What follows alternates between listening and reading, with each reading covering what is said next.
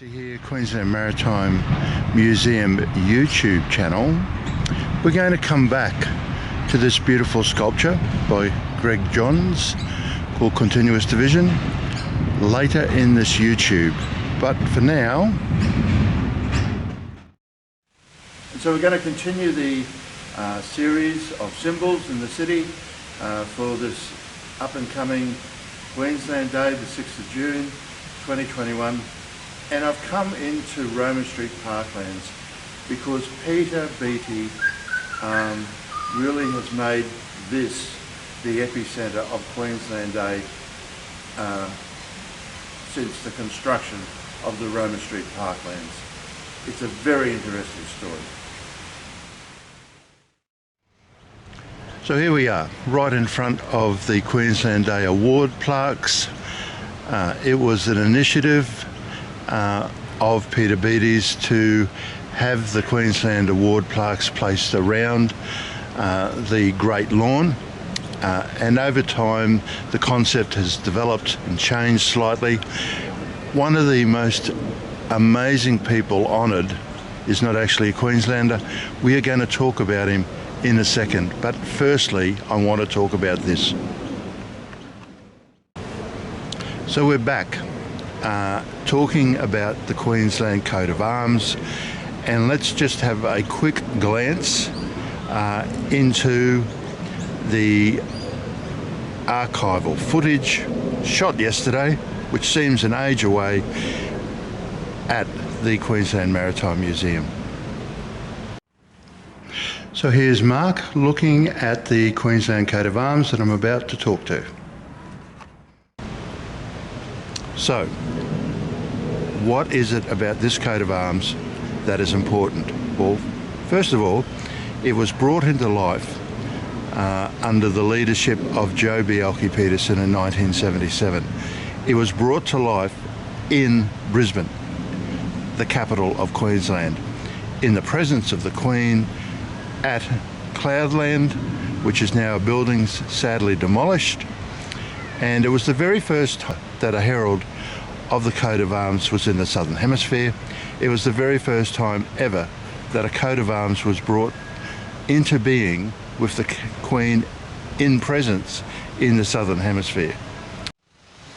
So I've chosen out of all of the people here, and there are many dozens of individuals, this particular person, Chuck Feeney, an amazing business person, an amazing tennis player, great friend of Kenny Fletcher, and a park is named after Kenny Fletcher out at Tennyson, right next to the Queensland Tennis Centre.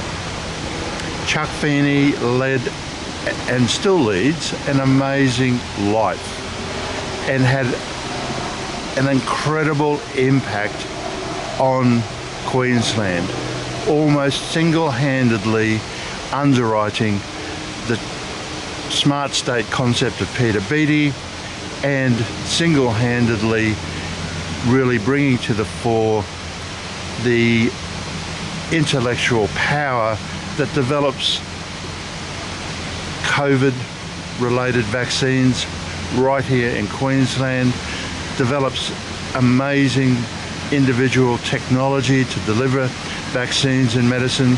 Really quite incredible, the vision that Chuck Feeney has brought to Queensland. However, let's move on to the next point within this narrative. We'll eventually get to the Queensland Maritime Museum, but in the first instance I just wanted to touch on this mounting block. It was actually sculptured by Rill Hinwood. We're going to hear in a second what Rill's thoughts are about the continuous division sculpture that we first saw at the start of this video. However, before we get to that, I just wanted to put around me a couple of photos of Russ Hinds. Now Russ attended really the very first themed event held in 1985 to celebrate Queensland Day, and I had a small role to play. It was actually my suggestion to the board of the retail company McDonald and East in my role as company secretary and special projects manager to have a themed event. So there was the #1 Queensland plate on display that Stefan acquired and displayed, and still displays I suspect, on his personal vehicle. It had the model of the now demolished transit centre, which was heralded as a major step forward in the development of tourism in the state. But it is quite an amazing piece, that continuous division. Yeah, it's beautiful, Lauren. And to me, that is a modern piece that works well. Your eye is drawn around through the movement and swirling up and over and about. Many others, among those that you've shown me this morning, I find them not what I'd call sculptural at all. And there's, there needs to be movement and line and balance. That one certainly does. All those. I know I'm old-fashioned, but I think that will stand the test of time, that piece. Hopefully. As well as the gestation that you showed me earlier today. Yes. Hopefully, I can convince the Lord Mayor that needs to be relocated into a more of a publicly prominent location. So, now we're going to move on actually over to the Queensland Maritime Museum to look at the Queensland Day Flagpole. Welcome to the Queensland Maritime Museum for the Queensland Day Special. My name's Tennille and I can't wait to see you here.